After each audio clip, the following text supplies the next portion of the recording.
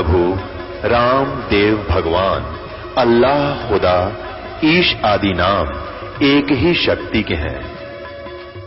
वो कैसा है, कहां है, कैसे मिलता है, किसने देखा है?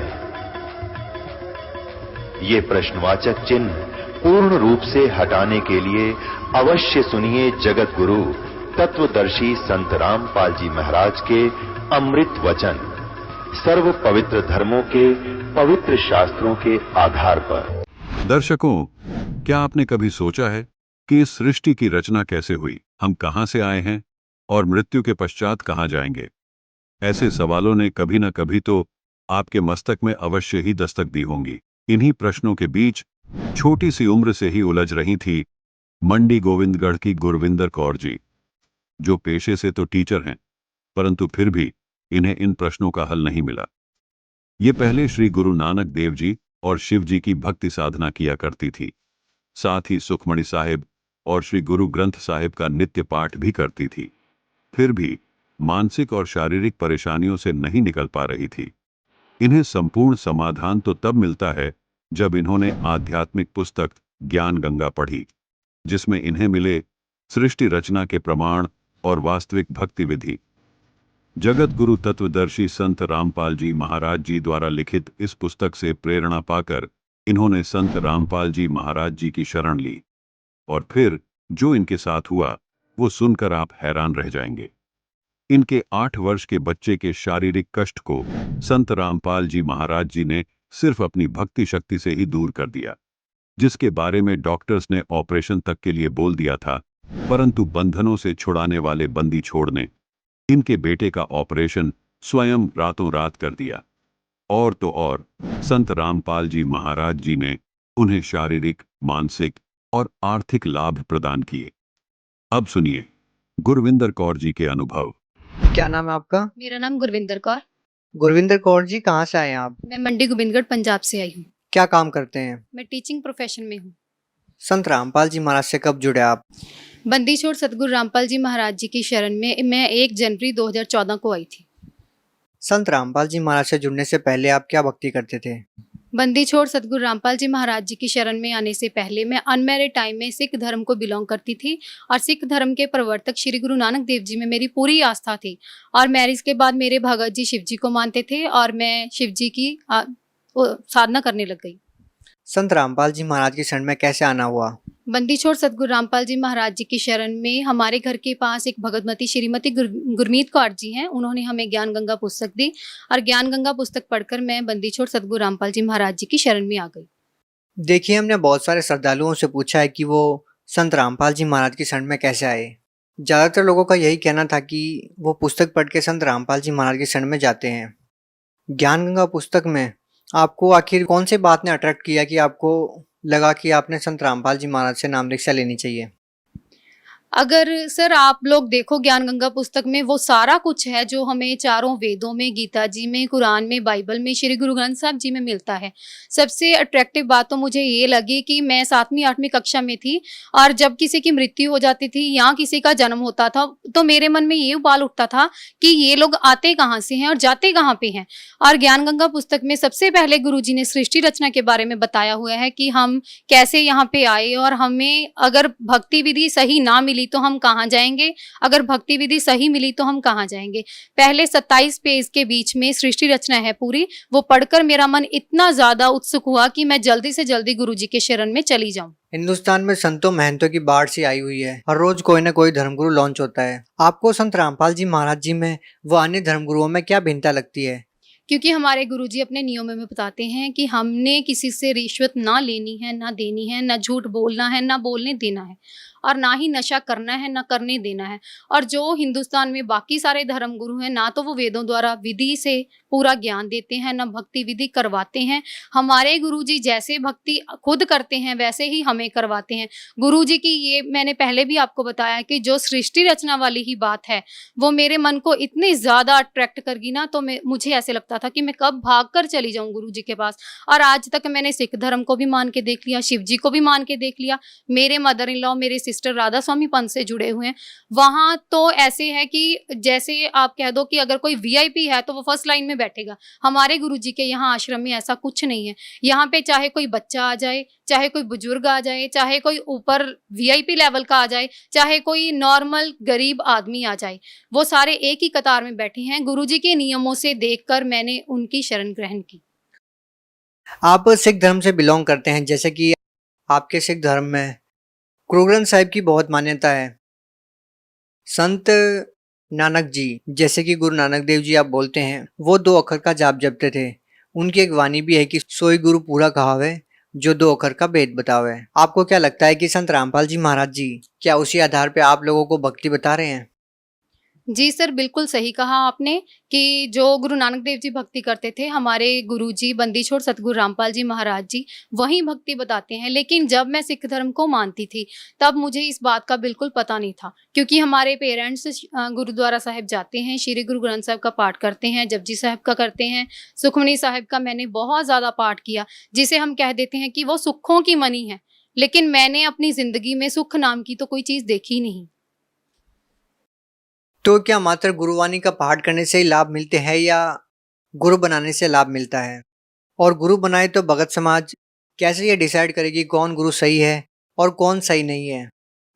देखो ऐसे है कि जैसे मेरे दादी माँ बोलते होते थे, वैसे तो वो गुरु ग्रंथ साहब जी का पाठ करते थे, सारा जपजी साहब रहरा साहब का सारा पाठ करते थे, और उन्होंने मुझे बोल रखा था कि तुम सुखमनी साहब का पाठ किया करो।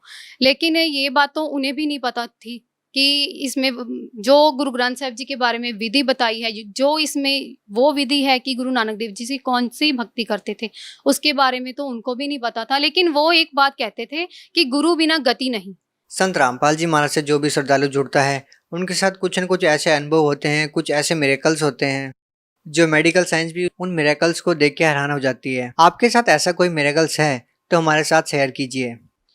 अब सर ऐसा है कि मेरे पास 8 साल का बेटा है, वो साथ ही है मेरे आया हुआ है, और उसकी कुछ टेस्ट रिपोर्ट्स हैं मेरे पास, वो शारीरिक तौर पर ठीक नहीं रहता था। तो जब हम 1 महीने पहले की बात है, तो वो ना शारीरिक तौर पर जब ठीक नहीं था तो डॉक्टर्स ने ऐसे बोला कि इसकी स्कैन वगैरह करवा लो, कि इसकी पेट की करवाओ, कुछ उसकी टेस्टिस की स्कैन बोल दी उन्होंने।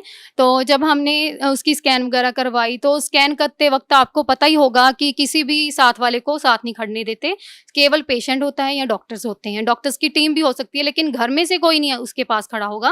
तो डॉक्टर्स ने बोला कि आप इसकी मदर हैं, तो आप पास ही खड़े हो सकते हैं।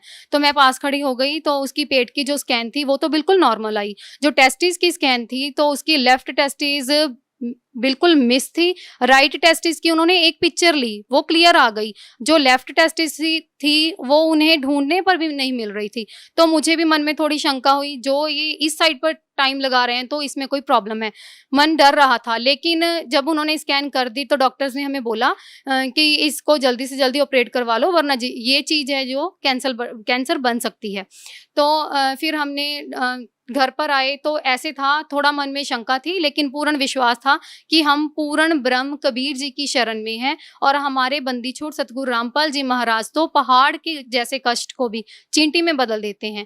ठीक है, तो रात को मैंने अपने भगत जी से बात की, तो उन्होंने कहा कि घबराने वाली कोई बात नहीं है, हम गुरु जी की शरण में हैं, गुरु जी अपने शिष्य को उदास नहीं होने देते।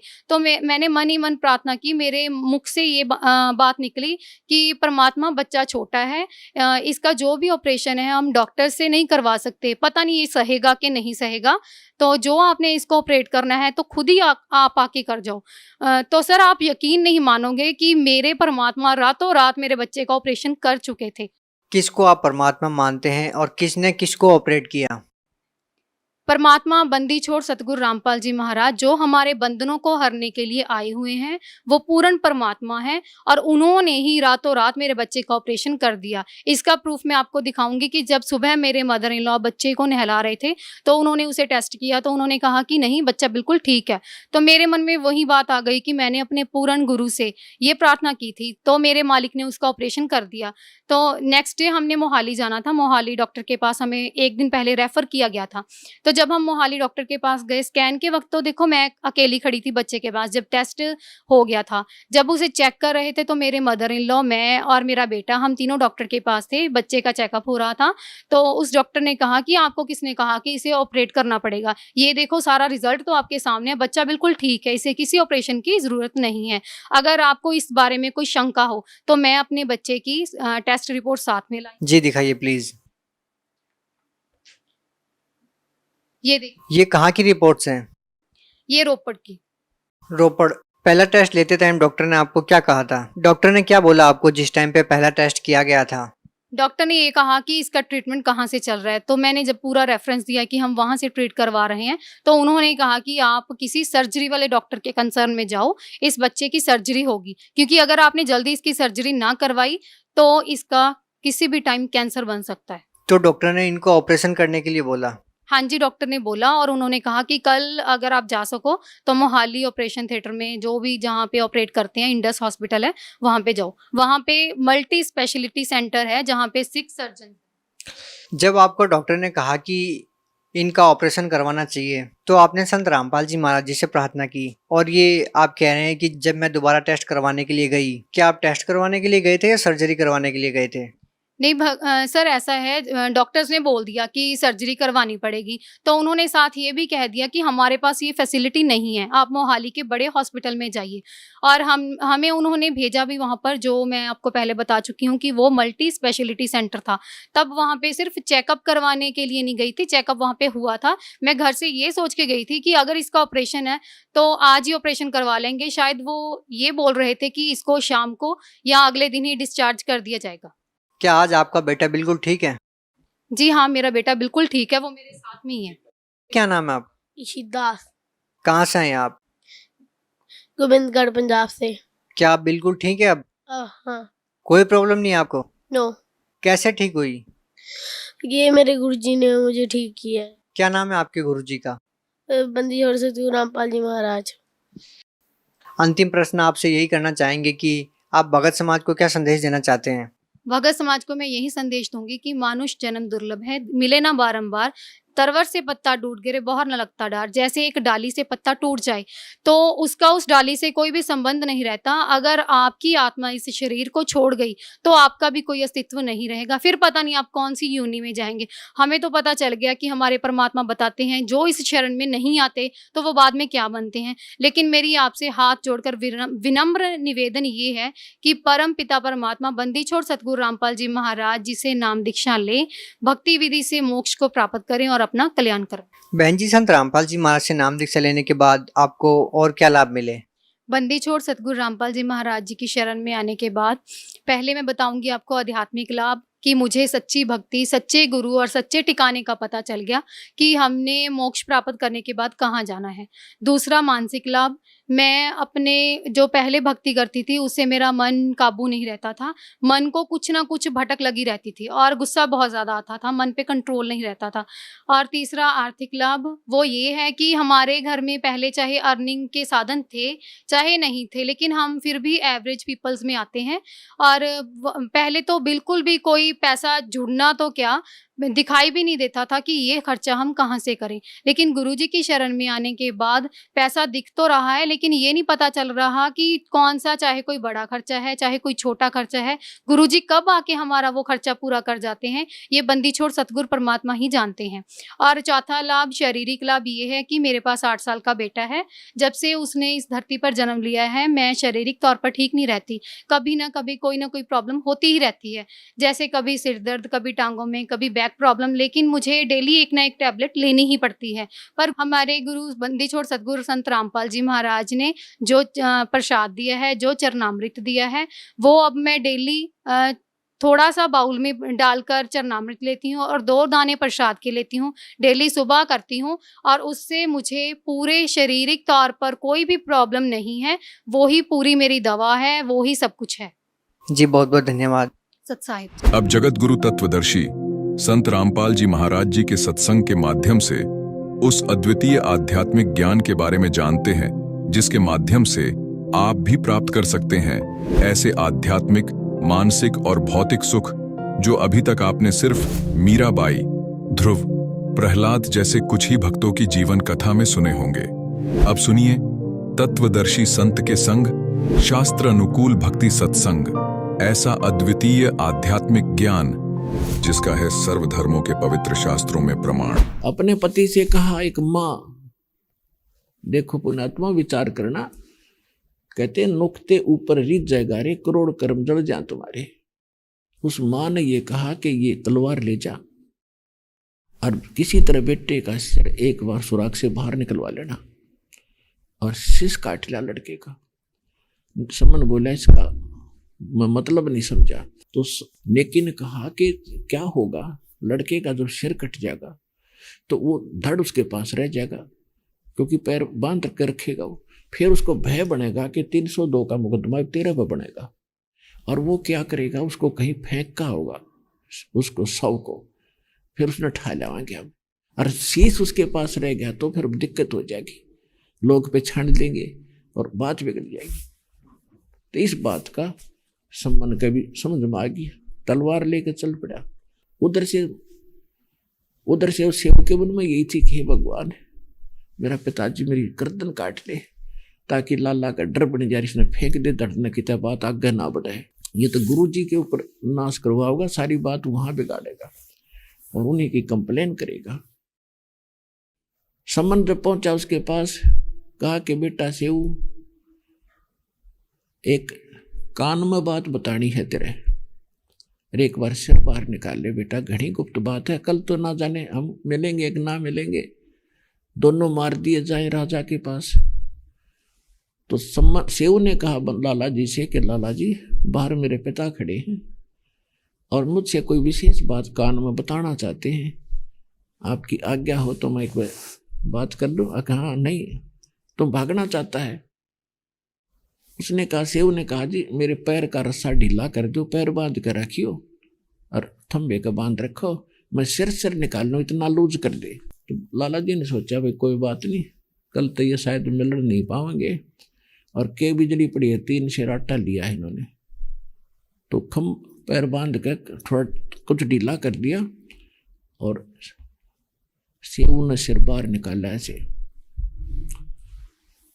बाहर निकाला तो अब बाप था, तलवार ले रहा था, पीछे छुपा रखी थी, लड़का देख कर डर गया, लेकिन बाप था, हाथ ना उठा, सहम गया क्यों कर मारो बेटे ने। इतने में सेऊ ने कहा कि पिताजी मेरी बात सुना। कहा बोले कि अगर तू मेरा बाप है ना रियल में, तो मेरा सिर काट दे और ले जाए इसने उठा के। अगर तू बाप सिर नहीं काटेगा तो मेरा बाप नहीं, मैं किसी और का बीज हूं। अब बच्चे की यह बात सुन के एकदम करंट आया उसके, और तलवार मारी और सिर उठा कर ले गया। अब लाला जी ने देखा, अभी तो कत्ल का मुकदमा 13 लाख गया, ये तो बात बिगड़ गई। वो तो कहेंगे लाला जी ने मार दिया, चोरी तक करने गया होगा, बालक सैले बढ़ गया होगा। अब ना सोची बात बिगड़ गया था। तो लाला जी ने पकड़ के वो लड़के का कपड़ा और घसीट कर रातों रात एक कुम्हार के पजावे हुआ करते पहले खंडर से, उनमें खंडर में डाला और आके अपना घर लीप वैसे ही बना के, ईंट आट कच्ची पक्की ला के और लीप लाप कर रेत रेत मार के ऐसा कर दिया जैसे यहाँ कुछ हुआ ही नहीं था। अब जब सम्मन अपने पुत्र का शीश लेकर घर पहुंचा तो नेकी बोली, इसने अलमारी में रखते छुपा के, गुरुजी को पता नहीं लगना चाहिए ना, ये रोटी नहीं खाओगे। और ऐसे कर तो वापस जा, लाला जी उस लाश ने घर नहीं रखेगा, उस शव को घर नहीं रखेगा, वो कहीं बाहर फेंक आया होगा, और उसके निशान उसके घर से देखता जाना, वो घसीट के ले जाएगा, दूसरा उठाओ भी नहीं का कि कोई और ना पता लग जाए। वह सारी बात सही पाई, जहां वो निशान जा रहे थे बच्चे के घसीट के, वहां तक पहुंच गया। उस शव को उठा कर घर ले आया सम्मन, अपने बेटे के शव को, और उसको एक कमरे में पीछे कोठे में डाल के कपड़े डाल दिए पुराने फटे पुराने, और लड़का कटा हुआ। और नेकी समन कहता आंखों में आंसू नहीं आने चाहिए नेकी तरह, कदे गुरुजी को पता लग जाए भोजन ना खावे। तो उन्होंने क्या किया, रोटी बना दी पखत और कहा वक्त से गुरुजी को निकाल दे, कहीं कोई सुराख ना लग जाए किसी ने। तो सुबह मुंह अंधेरे सूर्य उदय होने से पहले ही खाना बना और कहा गुरुजी आज जो भोजन खा लो, रात को तो बना नहीं पाए, देर हो गई थी। अच्छा बच्चा भोजन कर लेते हैं। अब वो 3 स्थान पर आसन बिछा दिए उनके अलग अलग, गुरुजी के अलग उनका एक कपड़ा बिछा दिया और उनके तीनों का आगे भोजन परोस दिया। परमात्मा तो अंतर्यामी थे, उनसे क्या छुपा था। कहने लगा भाई ऐसे करो, 3 भोजन तो यही रखा है, इतना ही था। और कहा कि इसको 6 कटोरों में डाल दो, दोने वाले कसोरे से मिट्टी के, कि इनको 6 जगह करो इस भोजन को, हम इतना थोड़ा ही खा सकते हैं। और तुम भी बैठो बेटा, इकट्ठा बैठ के खाओगे, प्रसाद है भगवान का। अब वो उन्होंने सोची भाई बात बिगड़ेगी, सामने आओगी। उन्होंने ज्यादा कहने से 2 में और डाल दिया। परमात्मा बोले नहीं 3 में और डालो। उन्होंने कहा जी बच्चा तो बाहर खेलने जा रहा है। परमात्मा बोले कोई बात नहीं, आ जाएगा, उसका हिस्सा तो रहना चाहिए, फिर खा लेगा आके। तो उन्होंने सोची चलो भला टड़े है, 6 में जगह डाल दिया। आप बैठ के, परमात्मा और वो दोनों शेष बैठ गए। सबके सामने भोजन, एक खाली कसोरा दोना रखा था। तो परमात्मा ने कहा आओ सेऊ जीम लो, ये प्रसाद प्रेम, और बेटा सिर कटा करे चोरों के, संता के ने तकसीम।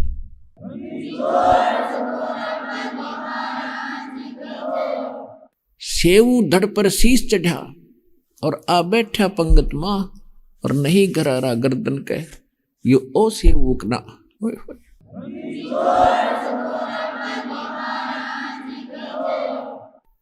अब नेकी और सम्मान, लड़के का यूं कॉलर उठा के देखे, इसके कितने निशान भी कोई नहीं। उठ के अंदर गए जहां बच्चे का शव रखा था, जहां वो शीश रखा था ताक में, अलमारी में। क्या देखा जाके, वहां रक्त पड़ा था थोड़ा बहुत, बच्चे का शव नहीं था। जब आके विश्वास हुआ, चरणों में पड़ गए। परमात्मा बेटा वो कहने लगे बेटा धन्य है तुम्हारे माता पिता जिनसे जन्म हुआ, और देखना है तो भगवान थारी मौज करेगा। हम चले, खाकर भोजन परमात्मा चले गए। नगर बसा दिया, नगर बचा दिया, और कहते नुकते ऊपर रिक जाएगा, 1 करोड़ कर्म जल जाए तुम्हारे। अब देखो पुण्यात्मा, कुछ दिनों के बाद, कुछ ही वर्षों के बाद, उस सम्मान को 1 नंबर का सेठ बना दिया परमात्मा ने। क्या प्रेरणा की, उनके प्रेरणा आई कि थोड़ा सा मकान सेट कर लिया और कुछ थोड़ा सा गुजारा ठीक हो गया था। नीचे खोदा तो उसमें असरफी सोने की भाई भरा खजाने। गुरु जी से बात करी भगवान ने, ये धन घना पाया गया, हम क्या करें बेटा, आवश्यकता अनुसार प्रयोग करेंगे, बाकी ना छेड़िए इसमें। जितनी आवश्यकता थी फिर वो बेसब्र ऐसा हो गया, सम्मान खूब उसमें से अपना व्यापार बढ़ा लिया, सेठ कह ला गया 1 नंबर का। लेकिन मन में जो ठेस बाल के काटने की लगी थी वह गई नहीं। रह कर वो, उससे पहले जब गुरुजी चले गए 1 महीने तक यही कसक रही है, परमात्मा अगर मेरे पास धन होता तो मैंने बेटा नहीं काटना पड़ता, ये तो समर्थ थे, जीवित हो गया, ना तो लाल हाथ से चला गया था मेरा। हे परमात्मा मैं किसान नहीं छू, मेरे पास धन होता तो मैंने बालक नहीं काटना पड़ता। परमात्मा जान के कोई मूर्ख जीव नहीं तो फंस गया, ले बेटा तेने धन दूंगा, इतना दे दिया, उस पर संगवाया नहीं गया उसे जीवन में। अब देखो नेकी और सेव, ये तो भक्त हो गए थे, इनके मन में यह बात नहीं रही, तो वो तो उसे जन्म में पार हो गए। अब हम न्यू काम बढ़ा लिया, ऐसे हम अपना लंबा प्रोसीजर बना रखा। अब सम्मान के मन में यह बात बनी रही, मेरे पास धन होता तो मैं खूब सेवा करता, गुरु जी आते भंडारे करता, गांव भी इकट्ठे करके भक्तों को जन्म जमाता, ये करता। तो ये भी हमारी कमजोरी है, इस तरह की भावना अपने मन में रखा है। जो परमात्मा ने आपको जो ज्ञान दिया उसको आधार बनाकर जियो। अब क्या हुआ, वो सम्मान जो है मृत्यु के उपरांत वो पार नहीं हुआ, उसकी इच्छा रहेगी धन में। अब उसने इतना कुर्बानी दे रखी थी भगवान के लिए, भगवान को रोटी खिला रखी थी इसी सतिथि में, तो अगले जन्म में वो 9 शेरवान शहर का एक नौशेर खान नाम का राजा बन गया और उसको इतना धन था, 80 खजाने थे उनके, 80 गंज बोल रहे हैं उनको, गंज। और जिस राजा के पास एक भी गंज हो उसकी एक अलग से झंडा लगा दिया जाता है, उसके ऊपर अलग से झंडा, तो पहचान होती है कि इस राजा के पास एक गंज खजाना, उसमें अरबों खरबों संपत्ति होती थी, हीरे जवाहरात, सोना चांदी असरफियां। तो उसके 80 गंज की झंडे ध्वजा फहराया करती थी और आसपास के राजाओं को वो बहुत ज्यादा उनमें प्रभावित था और बहुत महिमावान बना हुआ था कि इसके 80 गंज हैं इसके पास। लेकिन इतना कंजूस हो गया, चौवन्नी दान नहीं करे था। अपने आत्मा ये भी कमजोरी है हमारी कि हम दान नहीं करते। अब किसी दयालु हैं, आम तो धन मांगना हो भगवान पे, घना धन दे दे मददाता, और परमात्मा नरक से निकालते हैं। अब भगवान पहुंचे एक साधु रूप बना के, जिंदा महात्मा का रूप बना के, और वहां जाकर कहा कि महाराज जी कुछ, हे राजन कुछ दान करो। राजा कहता है जी मैं तो भिखारी आदमी हूं, मेरे पास धन नहीं है, बहुत निर्धन आदमी हूं, मैं दान नहीं कर सकता, आप जाइए। तो परमात्मा ने जो साधु रूप में खड़े थे कहा कि देखो आपके तो खजानों की झंडी लगा रखी है, आपके हीरे पानी जवाहरात भरे पड़े हैं इसके अंदर, आप कहते हो निर्धन हो। तो राजा ने कहा कि इनमें तो कोल्ले लगा डाल रखे हमने, कोल्ले, ये तो लोग दिखावा झंडे टांग रहा हूं।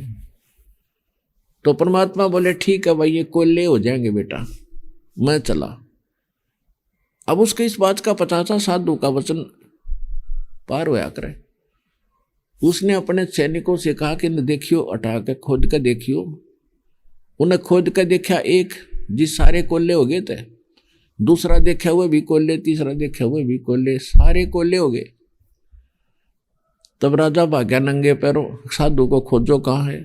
परमात्मा बैठ के बड़ी मजाक है, कहा होगा धक्के खाता यहाँ पर ही हो। जाके चरणों में गिर गया, महाराज माफ कर दो, मेरे से गलती होगी। ने बोला माफ जब करूंगा तो इन्हें धर्म पलावत है, तेरे उसे बना दूंगा। यानी परमात्मा बोले इसको, इसमें से कम भी तू 80% धर्म लावे तो तेरे वैसे कर दूंगा ना। तक गई तो उन्होंने सोचा चल 1-2 तो बचेंगे, बाकी दान कर दूंगा। तो परमात्मा ने कहा ठीक है जा, जैसे थे वैसे हो गए। वह वापस आकर देखा कि वैसे हो गए, तो उसने दान कर दिए। कहते फिर ना गड़बड़ हो जाइए, वो 2 राख लिए, बाकी दान कर दिया। अब उसने क्या सोचा मन में कि दान, क्योंकि परमात्मा इस माया से उलगा करना चाहते हैं, आपको हल्का करना चाहते हैं, और आप इसने सिर पर धरना चाहते हो। किसी ने लादे फिर जाऊं मैं, इसका क्या करेंगे। परमात्मा कहते हैं सर्व सोने की लंका थी, वह रावण से रणधीरम, एक पलक में राज बिराजी, जम के पड़े जंजीरम। सारी सोने की लंका बनाए बैठा था मूर्ख, सिर पर धर ले गया उसने। वही बंदर ठाठा घेरे थे उसने समुद्र में, फिर बाद में सारे सोने ने, और आप क्या खाली हाथ कुबद कुमा के। तो परमात्मा कहते हैं साईं इतना दीजिए, ये मांगो मालिक से, जा मैं कुटुंब समावे, हम भी भूखे ना रहें, अतिथि ना भूखा जावे। अब क्या हुआ, अब उसके मन में ये प्रेरणा बन गई ऐसी, उसका वहम सा हो गया कि मैं अच्छा मूर्ख हूं। एक संत के कहने से सारा खजाना बैठ दिया, मेरे पास घना धन होता तो घोड़े खरीदता, ये करता, कई शादियां कराता। फिर में ये कुवत होती है माया की, मैं तो यही कुमत हो जाती है। ऐसे करते करते उसकी मृत्यु होगी। अब देख दयालु दाता ने उसके धर्म करवाया। अब चलिए पार तो होगा, जब हो जाएगा, पर इसकी दुर्गति तो बच्ची रहेगी। अगले जन्म में फिर यू बलक शहर का बादशाह बन गया, राजा बन गया। अपने आत्माओं, जो जन मेरी शरण है ताका हूं मैं दास, गेल गेल लाग्या फिरूं जब तक धरती आकाश। अब भगत के अंदर भगवान की चाह हमेशा बनी रहती है, चाहे वो राजा हो चाहे गरीब हो, जो पिछले जन्म में भक्ति करता हुआ आ रहा है और तुरंत मनुष्य जीवन भी लगातार उसको मिल रहा है, तो उसमें भगवान की चाह जाती नहीं। समाप्त नहीं होती। तो वैसी प्रकार एक संत ने, नकली ने उसको धोखा दे दिया था और सभी संतों को उसने फिर अपनी कैद में डाल रखा था बल्ख शहर के बादशाह ने। उसका नाम था अब्राहिम सुल्तान अधम। अब्राहिम सुल्तान अधम ने सभी अपने क्षेत्र के जितने भी उसके राज्य में संत थे सबको लाया और कैद में डाल दिया और वहां सजा देते, चक्की पीसो। वो चक्की कैदियों से, जो अपराधियों से पिसवाते थे आटा, अब सेना के काम आता था और वो उन्हें सजा मिलती थी, ऐसा करते थे। तो परमात्मा देखो वहां से भी उसको निकालने के लिए गए। एक जैसे हमारे यहाँ राजस्थान के लोग आते थे घने घने ऊंट लेकर, ऊंट वाल बोला करते हैं उसने, उनको रभारी भी कह देते हैं, कारवान भी कह देते हैं।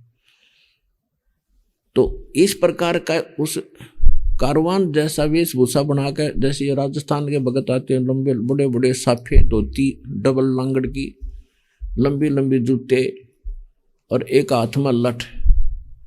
रात के समय परमात्मा ऊपर राजा के अपने जो उसका रेस्ट करा करता, सोया करता रात्रि ने, उस महल की छत पर प्रकट हो गए सतलोक तक आके, और वहां लाठी से डंडे से खट खट करने लगे। राजा की नींद भंग हुई। उसने कहा, रे कौन है कमबख्त, ऊपर कौन शोर कर रहा है, इसको पकड़ कर लाओ। सैनिक गए भाग कर और लाए पकड़ के। एक ग्रामीण सा व्यक्ति और जैसे बावड़ा सा भोला बाला सामने खड़ा। राजा ने पूछा, भाई कौन है तू, कहाँ से आया है, छत पर क्या कर रहा था? उसने कहा, जी मैं ऐसे ऊँटों वाला हूँ और मेरा एक ऊँट गुम हो गया और मैं उनको खोजता खोजता आपकी छत पर आ गया। मैंने सोचा ऊपर बैठा हो तो देख लेता हूँ। बड़ा लंबी चौड़ी छत थी आपकी। राजा ने सोचा तो सचमुच भोला भाला व्यक्ति है। उससे कहा, रे मूर्ख, छत पर ऊँट कभी जा सकता है? तेरी अकल कहाँ गई? राजा ने जो वो संत कैद किए थे उनसे यही प्रश्न करता था कि क्या तुमने भगवान पा लिया? कोई 20 वर्ष से लगा, कोई 30 वर्ष से, कोई 40 वर्ष से, और यदि तुमने मिल गया है तो मुझे भी मिलाओ। अब ना तो न भगवान का पता था, बेचारे श्रद्धालु अवश्य थे, साधु संत बने हुए थे, कुछ नकली कुछ थोड़े बहुत ठीक थे, उनके पास ये जवाब नहीं था तो उनको जेल में इसलिए डाला था। तो परमात्मा ने कहा, फिर उसके प्रश्न का उत्तर दिया कि जिस प्रकार महल की छत पर ऊंट नहीं हो सकता, क्वाइट इम्पॉसिबल, ठीक इसी प्रकार इन बकवादों को जो तू कर रहा है, इस गद्दी पर बैठ कर बकवाद करने से भगवान नहीं मिल सकता। न्यू कह अंतर ध्यान हो गए। राजा का चक्कर आ गया, उसको चक्कर आ गए, बेहोश हो गया। उधर से परमात्मा पहुंच गए, उस कैद के अंदर के सामने खड़े हो गए जाकर, जहां पर वो उसके 360 बच्चे बैठे बैठे चाकी पीस रहे थे। वो भी भगत थे, दाता को रो रहे थे। और हम प्रार्थना करते हैं विष्णु का आगे, हमारे दुख भी ये दूर करता है करके। वहां जाकर खड़ा हो गए उसी रूप में। सैनिकों ने कहा, जेल के पहरेदारों ने भी, कैसे आया क्या तू? कि राजा ने मेरी सजा कर दी भाई। अच्छा कहाँ, चल तो भी अंदर। कहा ठीक है, वो भी अंदर कर दिया, भगवान भी। अब कहा कि ले चक्की है, बैठ इस पे तू भी पीस। अब सारे लगा रखे थे वो जितने भी साधु संत थे, भगवान को भी एक चक्की बता दी, स्पेयर किस पर बैठ जा। परमात्मा बोले, भाई देखो एक बात सुनो, एक काम करवा लो हमारे पे, चाहे तो ये चाकी पिसवा लो, चलवा लो, और चाहे इसमें ये दाने डलवा लो। एक काम तुम करो, एक काम करेंगे। अब सैनिकान उठा, गुस्सा हो गया कि ये मूर्ख आदमी स्ट्राइक करावे। अच्छा क्रांतिकारी आया कि चल तुम्हें ठीक करेंगे हम, तुम चक्की घुमाओ और हम कणक डालेंगे। उन्होंने ये सोच रखा था कि अन्य दिनों में हम 2 घंटे इनसे चक्की चलवाते तो 6 घंटे चलवाएंगे और इसको ठीक करेंगे। अब ये सोच के परमात्मा, तो वो कहने लगे, ठीक है चलाओ चक्की। परमात्मा बोले, तुम भी पोजीशन पकड़ो इसमें दाने डालने के लिए या कहाँ कणक डालने के। वो भी खड़े हो गए। परमात्मा सोटी ले रहे थे छोटी सी, वह लाठी, उस लाठी को एक चक्की के किले का मार दिया और उन सब से कह दिया तुम खड़े हो जाओ एक बार, जितने साधु संत वो चक्की पीस रहे थे, तुम खड़े हो जाओ 1 मिनट। वो खड़े हो गए। एक चक्की का अपने वाली का लगाया था, वो सारी चक्की चलने लगी अपने आप फुल स्पीड पे। बोल सतगुरुदेव की जय, कबीर भगवान की जय।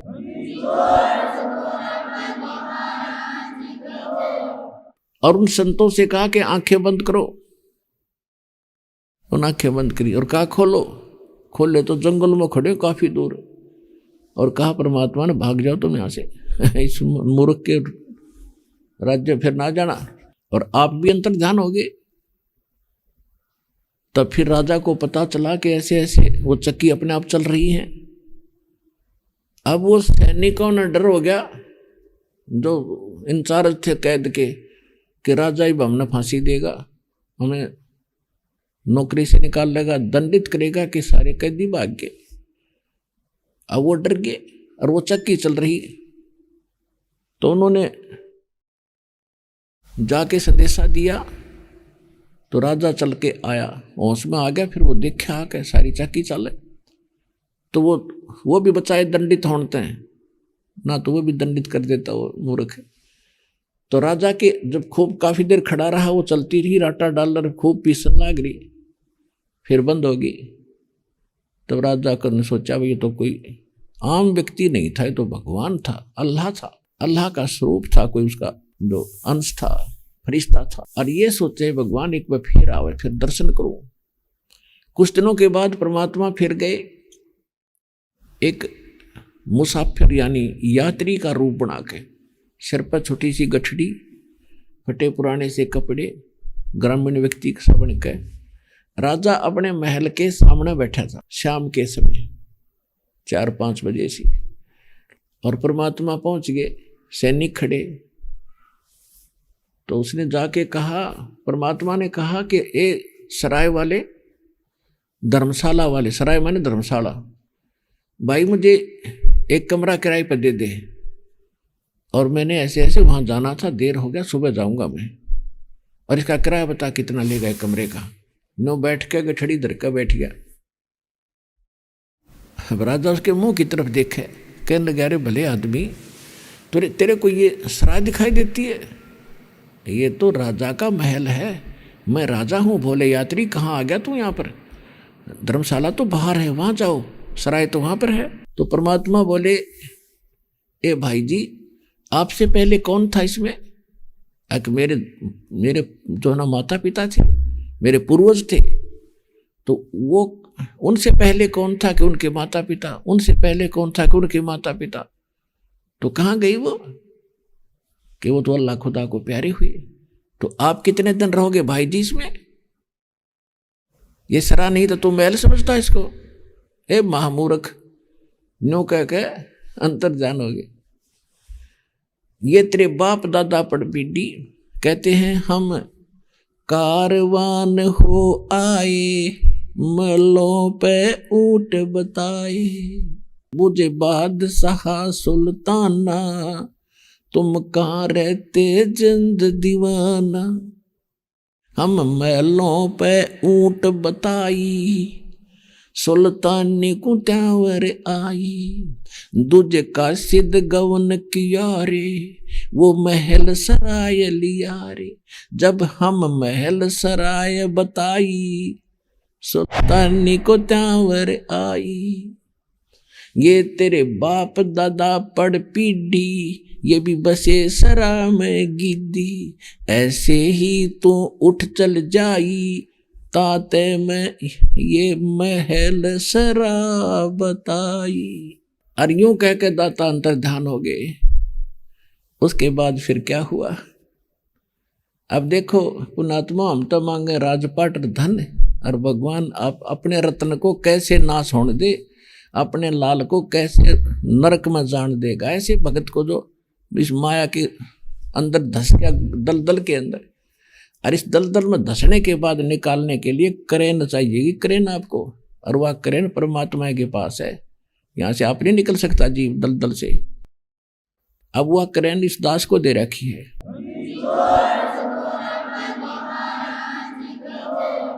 अब फिर क्या हुआ, देख कितना भटक रहा हूं मैं, रोवतों सृष्टि को सृष्टि रोवे मोहे। और गरीबदास जी कह रहे कबीर साहब के बारे में, कहे कबीर इस योग को समझ नहीं सकता कोई। अब कुछ दिनों के बाद क्या हुआ, राजा फिर नॉर्मल सा हो गया। रानियां ने, अब क्या होता है कि रानियों ने बुलाए जंतर मंतर करनिए, झाड़ फूक करने वाले बुलाए, साधु संत ओझा बुलाए। उन्होंने सारी कहानी बताई। उन्होंने कहा कि इसको कोई ऐसे भूत प्रेत दिख गया, साया है, धागा बांध दिया।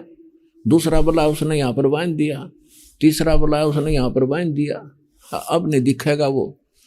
अब राजा नॉर्मल सा हुआ। एक दिन उनका एक बहुत बड़ा बाग था राजा का, उसको 9 लखा बाग कहा करते। 9 लाख प्रकार के पेड़ पौधे उसमें होते थे, लंबा चौड़ा क्षेत्र होता था। उसमें दिन में रेस्ट करता था 2-4 घंटे, शुद्ध हवा, बढ़िया वातावरण। और वहां पर उसकी नौकरानियां जो होती थी वो उसकी वह सेज बिछाया करती थी, उसका बेड बिस्तर झाड़ फूक कर खूब अच्छी तरह चारों तरफ गुलदस्ते लगा कर फूलों से वहां वो रेस्ट करता था अकेला। एक दिन परमात्मा बांदी का नौकरानी का रूप बना के और जाकर उनकी सेज साज बिछा के, अब उन्हें देख लेती थी नौकरानियां कि एक बहन लगी है, ठीक है आज उसकी सेवा होगी, वो कर लेगी। उसको बिछा बिछू के और उस पर लेट गए, सो गए दाता, सोना के था, लेट गए। जिस पर राजा सोया करता था उस बेड पे स्वयं लेट गए बांदी रूप में, नौकरानी रूप में। अब राजा ने देखा, क्योंकि रानियों की ड्रेस अलग होती थी और नौकरानियों की ड्रेस अलग होती थी। उसने देखा कि नौकरानी और मेरी सेज पर सोगी। इसका इतना दिमाग खराब हो गया। एक हंटर रखते थे राजा दंडित करने के लिए, आसपास ही रहता था उनके। वो कोड़ा उठाया, उस कोड़े को, इतना ताकतवर राजा था, उसके हजारों रानी थी, इतना ताकतवर राजा था, यदि घोड़े का मार देना उस हंटर को, घोड़ा गिर जा। इतने जोश से परमात्मा का उसने लेटे लेटे का और 3 कोरडे मारे, कोड़े जोर जोर। परमात्मा एकदम उठे, 3 निशान नारे नारे हो गए। पहले तो थोड़ा सा दुख सा दिखाया और फिर पेट पकड़ के हंसते हंसते न लोटपोट हो गए, हंसे हंसे हंसे हंसे। राजा ने सोचा कि इस कोड़े के लगने के बाद औरत हंस जा, ये तो बहुत हो ही नहीं सकता, या तो मूर्छित हो जानी चाहिए थी। फिर उसने हाथ पकड़ा परमात्मा का, बांदी का, और कहने लगा कि तू हंस क्यों रही है, कारण बता क्यों हंस रही है। तो परमात्मा ने कहा मैं इसलिए हंस रही हूं कि इस सेज पर जिस पर आप डेली सोते हो कई कई घंटे, मैं तो 1 घड़ी लोटी थी और 1 घड़ी लेटने का ये दंड मिला मुझे, 3 कोरडे लागे। बेटा तेरे साथ के बनेगी, मैंने हंसो हूं। ऐसी गंदी सेज पर लौटने का मुझे ये दंड मिला, 3 कोरडे लागे, तो तेरा तो बक्कल उतरेगा, मैंने हंसो, संभल जा संभल। अंतर ध्यान हो गए। 2 घंटों में होश महाराजा उस दिन बेहोश हो गया, चेत हो गया। अब फिर और भी बहुत सी कथाएं, लेकिन शॉर्ट करता है दास। कुछ दिनों फिर एक बुला लिया मौलवी, उसने फिर गले में बांध दिया एक तबीज, कब ठीक हो जाएगा। और ऐसा करो, इसको बाहर शिकार के लिए ले जाओ जंगल में, इसका मन बदलेगा। इसको ठेस पहुंच गई है, को दिख गया इसको, जैसे को फरिश्ता यानी को भूत प्रेत दिख गया, इसको शैतान दिखाई देगा। तो कुछ दिन मंत्री चले गए, सारे साथ में लेकर उसको बाहर निकल गए, जाके पड़ाव डाल दिया। हफ्ते 10 दिन का प्रोग्राम बना के गए थे। अभी आपने सुने जगत गुरु तत्वदर्शी संत रामपाल जी महाराज के मंगलमय सत्संग प्रवचन। आइए अब सुनते हैं उन भक्तों के अनुभव जिन्होंने संत रामपाल जी महाराज के प्रमाणित ज्ञान से प्रभावित होकर नाम दीक्षा लेकर अनेकों लाभ प्राप्त किए। दर्शकों, प्रत्येक श्रद्धालु परमात्मा की प्राप्ति के लिए संतों महंतों के पास जाता है, कठिन साधनाएं करता है। जब उसे कुछ प्राप्त नहीं होता तो वह मायूस हो जाता है। दर्शकों, ये है विजय जी, जिन्होंने पहले परमात्मा की प्राप्ति के लिए कई प्रकार की शास्त्र विरुद्ध साधना की, जिससे कोई लाभ प्राप्त नहीं हुआ। इन्होंने कई संतों के सत्संगों को भी सुना, परंतु इन्हें कहीं से संतोष प्राप्त नहीं हुआ। परमात्मा पाने की इसी खोज में इन्हें संत रामपाल जी महाराज जी के बारे में जानकारी प्राप्त हुई। इन्होंने संत रामपाल जी महाराज जी के आश्रम में जाकर सत्संग सुना और नाम दीक्षा ग्रहण करी। इसके बाद इनकी परमात्मा प्राप्ति की खोज पूरी हुई और रोगों से भी छुटकारा मिला। इनके पिताजी को टीबी की बीमारी ने सालों से जकड़ रखा था, जिससे वो बहुत कमजोर हो गए थे। संत रामपाल जी महाराज जी से नाम दीक्षा लेने के बाद टीबी के रोग से भी उन्हें निजात मिली। उनकी पत्नी और बेटी को भी संत रामपाल जी महाराज जी के द्वारा जीवन दान प्राप्त हुआ। संत रामपाल जी महाराज जी की शरण में आने के बाद विजय जी की माता जी को भी जीवन दान मिला। आइए अब सुनते हैं विजय जी के आध्यात्मिक सफर की अनसुनी कहानी, इन्हीं की अपनी जुबानी। नमस्कार सर। नमस्कार सर। सर क्या नाम है आपका? विजय दास है सर नाम अपना। विजय दास जी, आप कहाँ से हैं? जी दिल्ली नागलोई प्रेमनगर थर अगरनगर कॉलोनी पड़ती है जी, पीछे बिहार के रहने वाले हैं। सर संत रामपाल जी महाराज से कब जुड़े आप? संत रामपाल जी महाराज जी से सन 2013 दिसंबर को जुड़े थे जी। सर संत रामपाल जी महाराज से जुड़ने से पहले आप क्या भक्ति साधनाएं करते थे? भक्ति में वही साधना जो सारे समाज संस्कृति जो पीछे से चली आ रही है, उल्टी रीति, उसी में हम लोग भी लिप्त थे। शंकर भगवान की 7 साल हरिद्वार में नीलकंठ पे जाके जल चढ़ाए। फिर उसके बाद हर महीने 3 साल तक वृंदावन में जाकर के बिहारी जी के दर्शन करने के लिए लालसा थी, तो वो भी किए। हर महीने गिरिराज जी की परिक्रमा करी। और इसके अलावा नवरात्रे का जो रामनवमी का टाइम होता है, उसमें हमने नवरात्रे में देवी जी की मूर्ति रख करके 5 साल तक हमने एक हमारे हैं अंकल जी वहीं गली के नुक्कड़ पे हमने रख कर के मूर्ति और जागरण और भंडारे करवाए। और इसके अलावा हमने बहुत सारी साधनाएं करी। मंगलवार के व्रत किए, 16 सोमवार का 16 व्रत किए। और इसके अलावा हनुमान जी का मंदिर है, उसमें बैठ कर के 5 साल तक हमने सभी 18 पुराणों में श्रेष्ठ जो गिनती में आते हैं, श्री शिव पुराण, विधवेश्वर संहिता, श्री विष्णु पुराण, श्रीमद् देवी भागवत देवी महापुराण और गीता जी का, ये सब लगा करके हमने सारे पाठ किए। और लालसा ये थी कि परमात्मा प्राप्ति के लिए कि परमात्मा मिले, भगवान मिले। पर भगवान को इतना ढूंढा, इतना पूजा पाठ करने के बावजूद आज ये पता नहीं चला कि परमात्मा है कौन। कभी कोई शंकर भगवान को पूजा करने के लिए बताता कि वो श्रेष्ठ है, कभी कोई श्री कृष्ण जी के बारे में बताया कि वो श्रेष्ठ हैं, कभी कोई कहे कि माता श्रेष्ठ है। तो इसी उलझन में सब उलझ पुलझ करके रह गए कि समझ नहीं पाया कि परमात्मा है कौन, उसका नाम क्या है, वो रहता कहाँ है। इसके अलावा जब हमने पाठ करी 5 साल मंदिर में बैठ कर, तो मंदिर में पंडित जी से पूछते पूछते रोना आ गया कि मुझे मेरे श्री कृष्ण जी के बारे में बताओ। तो उन्होंने बोला, लाला जब टाइम आएगा तो परमात्मा तुझे अपने आप शरण में ले लेगा। तो इसी दौरान हमने किसी के मुंह से सुना संत रामपाल जी महाराज ये शास्त्रों अनुकूल साधना बता रहे हैं। तो हमने कहा शास्त्र अनुकूल साधना बता रहे हैं, तो शास्त्रों को तो हमने सब पढ़ा है, देखा है, गहन भी किया है, लेकिन आज तक शास्त्र समझ में नहीं आया। तो समझ में जब उन्होंने ये बात कहा कि समझ में ऐसे नहीं आएगा जब तक आप शास्त्रों का अध्ययन कितना भी कर लो, कि गुरु के बिना शास्त्रों का ज्ञान नहीं हो सकता। तो हमने कहा फिर वो मिलेंगे कहाँ? तो बोले कि वो बरवाला में मिलेंगे। तो सन 2013 में 13 दिसंबर को हम गए, उससे 1 महीना पहले हम गए। उन्होंने कहा नाम ले लो। हमने कहा नाम हम ऐसे नहीं लेंगे, क्योंकि हम सभी गुरुओं के बारे में जानकारी कम से कम 2005 से लेकर के 2013 तक हमने सभी गुरुओं की जानकारी, गुरु के ज्ञान, भक्ति विधि जानने की चेष्टा रखी। फिर हमें अच्छा नहीं लगा कोई गुरु, समझ में नहीं आया कि ये ज्ञान बता कैसे रहे हैं। ज्ञान का कोई ना ओर है, ना कोई छोर है, ना कोई एक के ऊपर कोई टिकता है, कोई तरीका ही नहीं है। फिर जब उन्होंने हमें ये बताया तो हम 13 दिसंबर 2013 से पहले 1 महीने पहले हम उनके साथ में गए थे।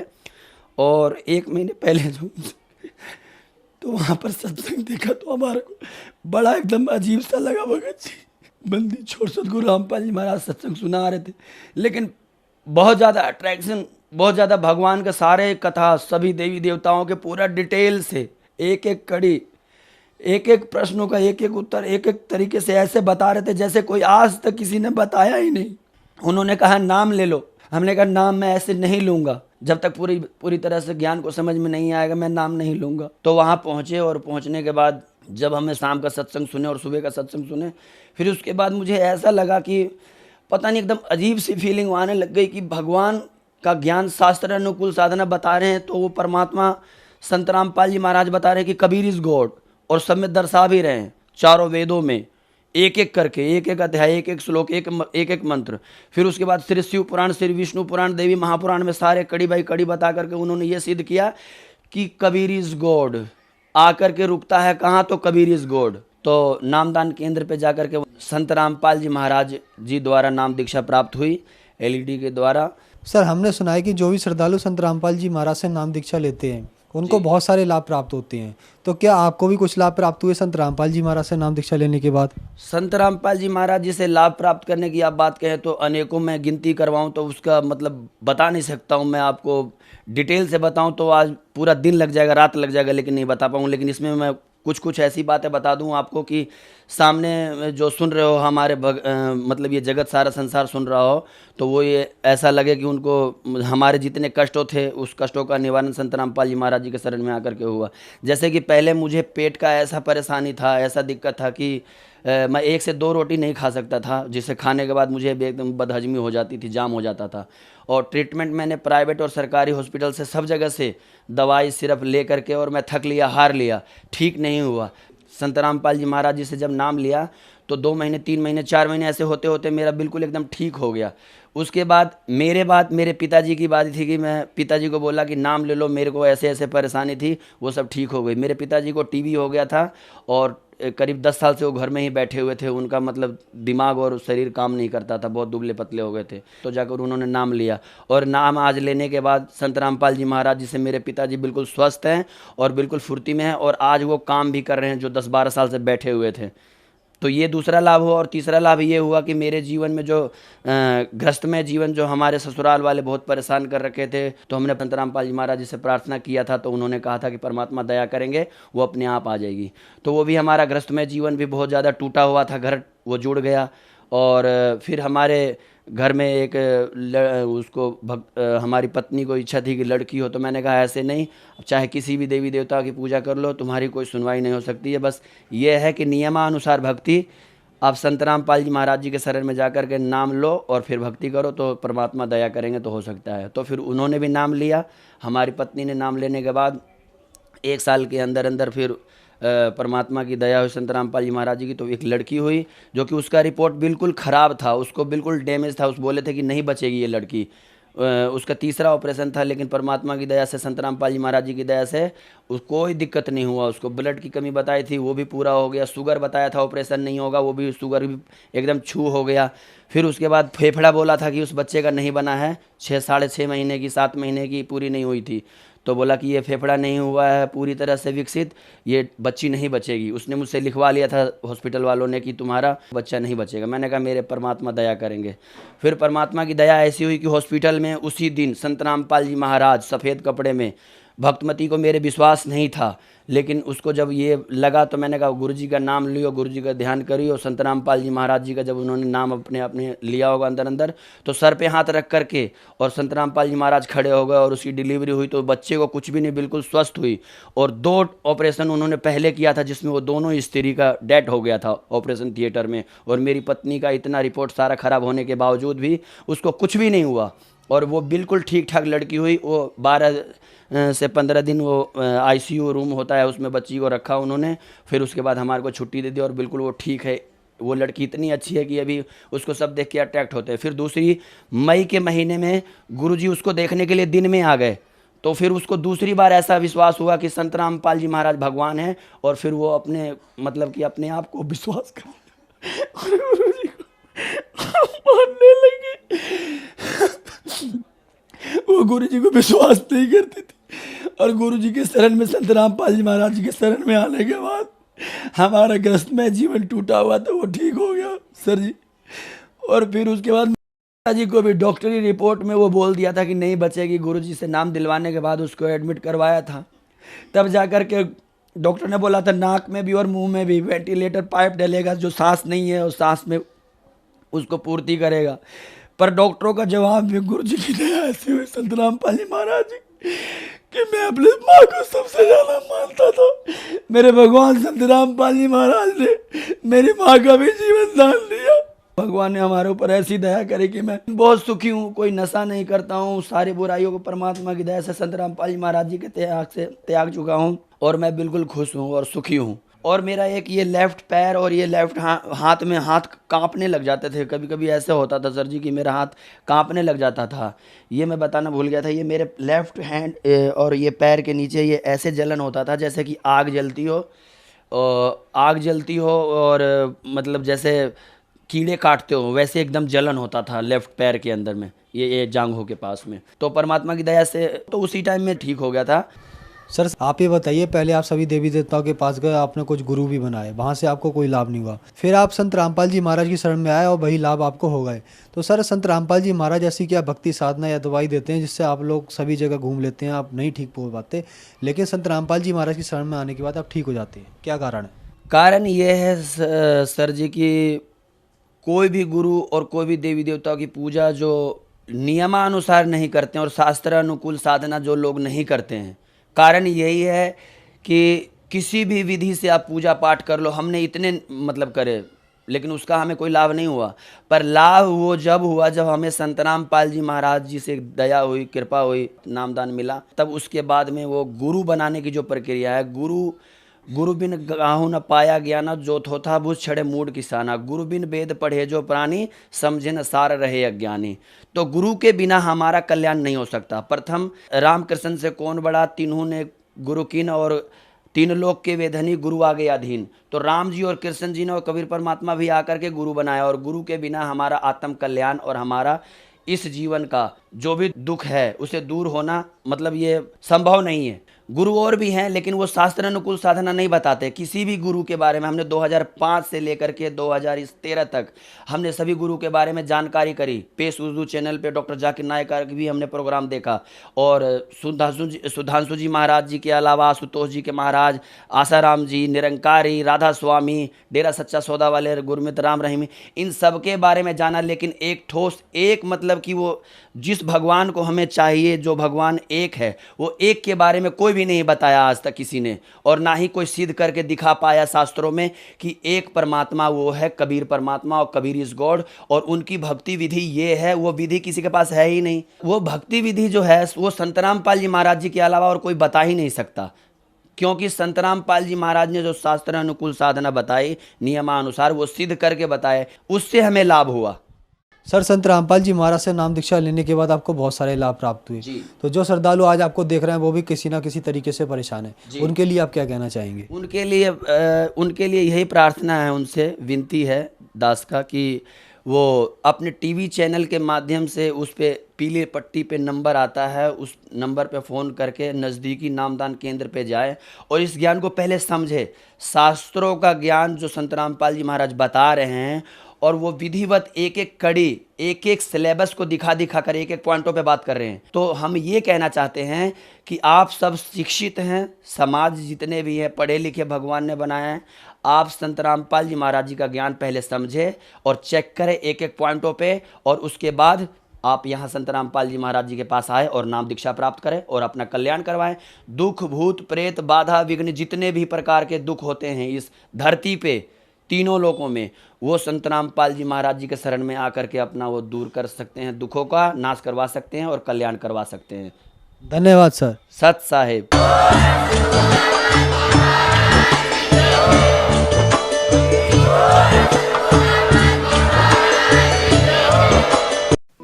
आप सुन रहे थे जगत गुरु तत्वदर्शी संत रामपाल जी महाराज के मंगल प्रवचन। अधिक जानकारी के लिए संपर्क करें